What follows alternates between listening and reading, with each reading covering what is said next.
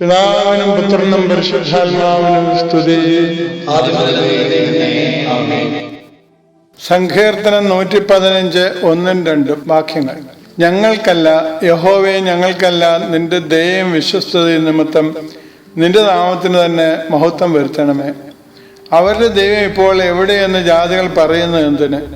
അടിമ വീടായ മിസ്രൈമിൽ നിന്നുള്ള വിടുതലിനെ അനുസ്മരിക്കുന്ന പെസഹായോട് ബന്ധപ്പെട്ട ഒരു സങ്കീർത്തനമാണിത്. അവരുടെ യാത്രാമധ്യേ ഉണ്ടായ അടയാളങ്ങളും അത്ഭുതങ്ങളും ഇപ്പോൾ കാണുന്നില്ല എന്നൊരു സങ്കടം ഈ സങ്കീർത്തനത്തിൽ കാണാം. പുറജാതികളും അവിശ്വാസികളും പരിഹാസപൂർവം അതെടുത്ത് ഉപയോഗിക്കുമ്പോൾ വേദനിക്കുന്ന ഹൃദയത്തിൽ നിന്ന് ഉയർന്നു വരുന്നതാണ് ഈ വാക്കുകൾ.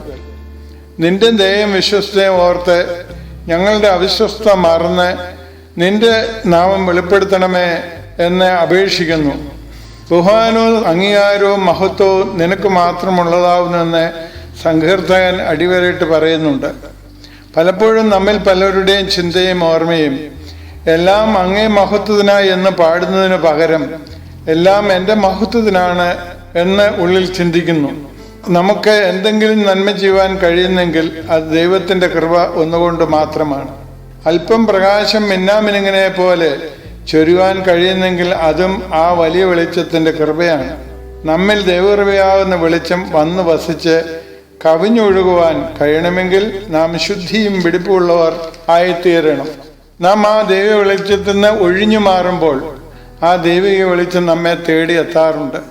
അന്ധകാരത്തിൽ നിന്ന് ശുദ്ധീകരിച്ച് വീണ്ടെടുത്ത് പ്രകാശിക്കേണ്ടതിനായിട്ട് മുടിയൻ പുത്രന്റെ തിരിച്ചുവരവ് അങ്ങനെയാണ്.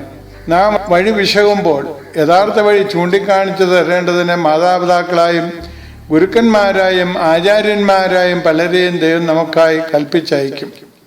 ചിലപ്പോൾ ദേഹത്തുണ്ടാകുന്ന ചില മുള്ളുകളിലൂടെ നമ്മെ രൂപാന്തരപ്പെടുത്തുകയും ചെയ്യും. അതുകൊണ്ടാണ് പരിശുദ്ധ പൗലോസ്ലീഹ പറയുന്നത്, വെളിപാടുകളുടെ ആധിക്യത്താൽ ഞാൻ അതിയായി നിഗളിച്ചു പോകാതിരിപ്പാൻ എനിക്ക് ജഡത്തിൽ ഒരു ശൂലം തന്നിരിക്കുന്നു. 2 കൊരിന്ത്യർ 12:7. എന്നാൽ ധനവാന്റെയും ലാസറിന്റെയും കഥയിൽ നാം കാണുന്നത് പോലെ ധനവാൻ ലഭിച്ച അവസരങ്ങൾ പാഴാക്കി ധനവാൻ നിത്യദണ്ഡനത്തിലേക്ക് പോകുന്നു, അതായത് മൗനതയിലേക്ക്.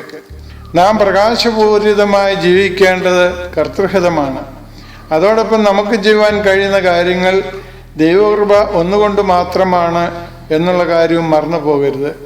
സഭയിൽ നിൽക്കുന്നു എന്ന് പറയുന്നവരും പുറത്തുള്ള ആൾക്കാരിൽ നിന്നും പീഡനങ്ങളും സങ്കടങ്ങളും ദൈവനിഷേധങ്ങളും ഉണ്ടാകുമ്പോൾ ദൈവമേ, നീ ഞങ്ങളെ മറന്നുകളയുന്ന എന്ത് എന്ന് ചോദിക്കുവാനിടയാവുന്നു. നമുക്ക് പ്രാർത്ഥിക്കാം. ദൈവമേ, നിന്റെ ആട്ടുംകൂട്ടം പുറത്തുള്ളവരെക്കാൾ അധപ്പതിച്ച് പ്രവർത്തിക്കുകയും സംസാരിക്കുകയും ചെയ്ത് നിന്റെ നാമം ദുഷിക്കുവാൻ ഇടയാകരുത്.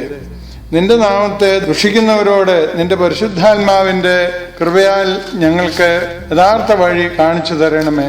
ഞങ്ങൾ സമൂഹത്തിന് വെളിച്ചവും ഉപ്പും ആകേണ്ടതിന് ഞങ്ങളെ അനുഗ്രഹിച്ച് കാക്കണമേ.